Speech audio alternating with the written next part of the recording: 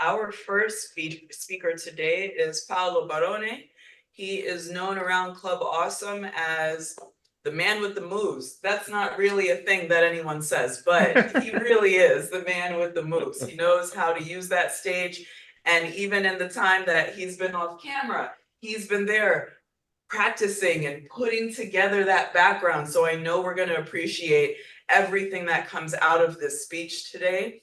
He was a champion in our club for the last contest year, and I know he's probably going to come up again with our next contest season. Please give it up for Paolo Barone. Today, his speech is called The Frisella from Salento, Delicious Bread and Water. Paolo Barone.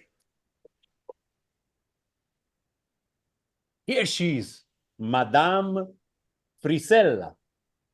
It's a piece of dry bread, pretty much shaped like a bagel, and made with durum wheat flour. Then ripe cherry tomatoes from my own, actually my wife's vegetable garden. Small cubes of fresh local goat cheese, fresh basil, organic, salt, and of course, the king of the Mediterranean diet, Mr. Olive Oil. And check it out, not just any olive oil.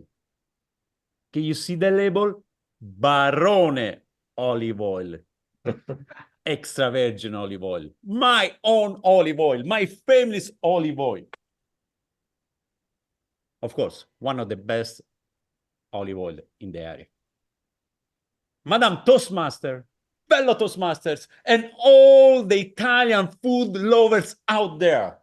These are the basic ingredients to make the Frisella, one of the most popular summer dishes here in Salento, the place where I am, the place where I was born, the place where I was raised, Salento. Salento is at the southern tip of Puglia, right at the end of the Italian boot. It's a peninsula, a small peninsula surrounded by crystal clear waters and filled with olive trees and vineyards everywhere. And this dish, Frisella, has been around for centuries. It was the preferred food for the farmers, spending long, hot days in the fields.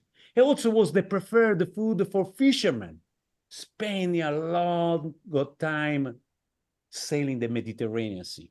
A very simple dish. But now, it's not a poor dish for poor people any longer. It's been evolving.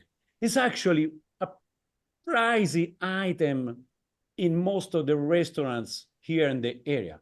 Quite pricey, and rightly so, because it's refreshing, it's nutritious, it's a delicious dish, and very easy to prepare.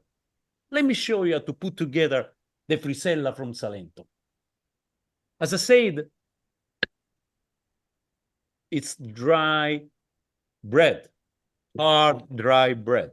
Therefore, the first step is to make the bread eatable again with water. For that, we have a special bowl.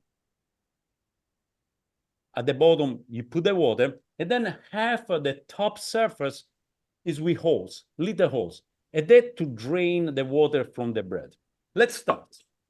Regular water. Even better if you have well water, or even seawater. Yes, the fishermen on the boat, they use the seawater because one of the ingredients is also salt. You take, let me pick one that's got a nice shape. Okay, it's pretty good. So you take the dry bread, the Frisella, you see? You put it right here at the bottom. Okay, now,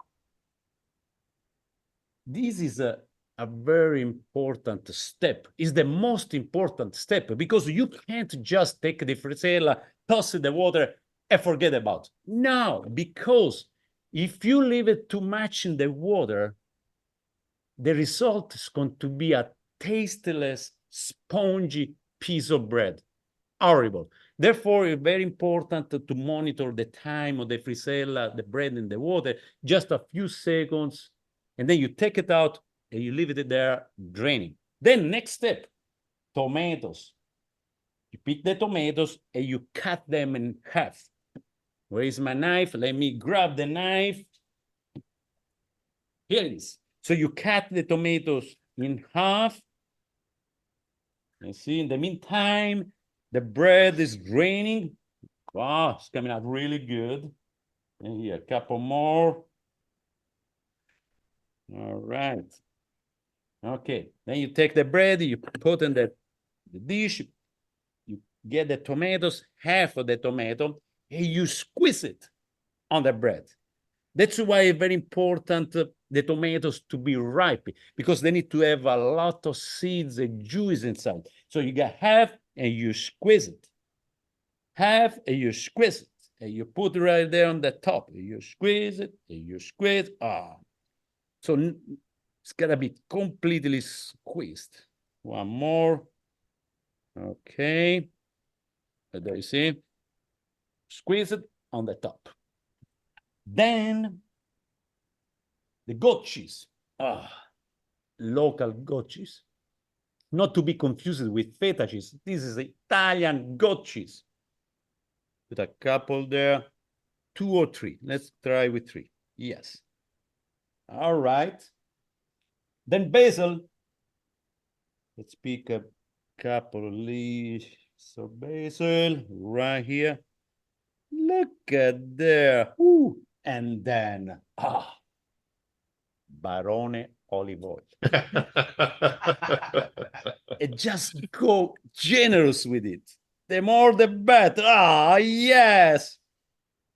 All right. And look at this. Look at this. You see, the colors are the same of the caprese. You got the red, the white, the green, but it's a completely different thing. It's much more rustic. The flavor is much more intense, absolutely completely different. This is the Frisella from Salento, not the caprese from Capri. Okay, very important. Before I taste it, the beverage. If you can't drink alcohol, water is fine. Otherwise, wine. Which wine? No any wine. Definitely no red. Because red, it might be too much. Red might be overwhelming. And then it's summer. It's a summer dish. Red. White might be not enough to go with the intensity of the olive oil or the cheese or the tomatoes. Therefore, when red is too much, a white is not enough, rosé is the answer. Rosé wine is never too much and never not enough. Let me pour. Just right. Therefore, I'm going to test this for you and let you know how it goes. Of course, no knife, no fork, no spoon, fingers. Get a piece. Let me put here. Look at this, look at this, look at this. I got all of them. I got the tomatoes, the leaves of basil, and the cheese.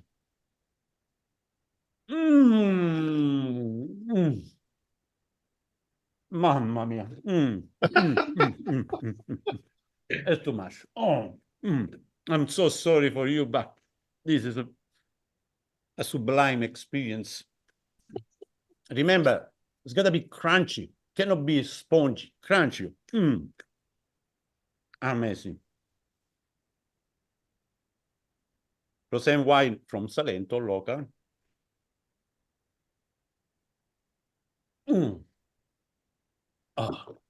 If you want to go to heaven without leaving earth, this is the way.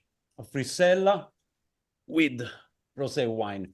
My fellow Toastmasters, if you ever come here to Salento in the south of Italy, go to a restaurant, order a Frisella, and remember, it has to be crunchy.